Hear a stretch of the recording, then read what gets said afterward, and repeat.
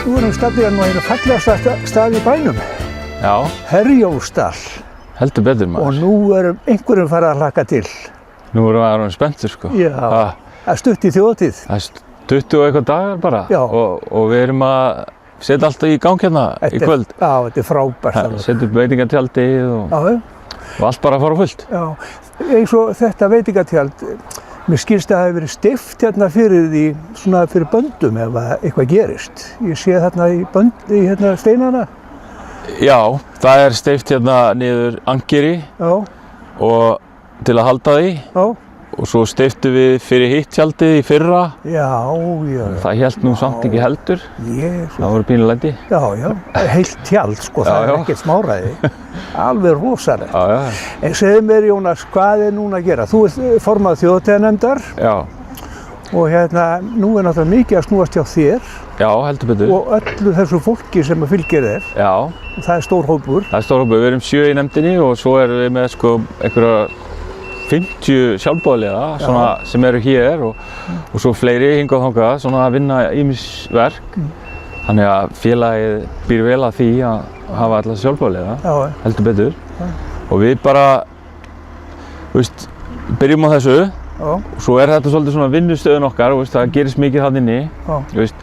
Mála alls konar hluti þarna inni og græja að gera og svo bara hendum við upp í heilu veitingahúsi þarna inni bara. Þetta er líka fljótt að breytast. Já, já. Það er, sko maður tekur stundum eftir því, það er kannski eftir vikuna þá er bara nánast tilbúið. Já, já.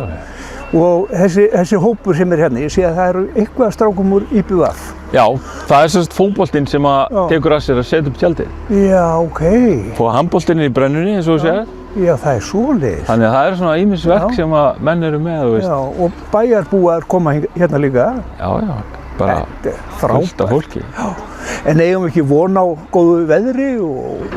Jú, við erum allavega búin að leggja inn pöntur fyrir því. Já, ég ætla að gera það líka. Já, já. Því að hérna, ég held að þetta veri jafnvel með hátíð, sko. Já, það var æðislegt. Stór og mikil hátíð. Ég var sko til í það. Bara ekki spurning, við eigum það inni held ég. Já, vel það. Já.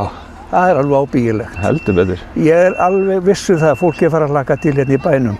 Já, ég held að núna, leið og þetta fyrir að gerast núna, þá fyrir að koma meiri spenningur.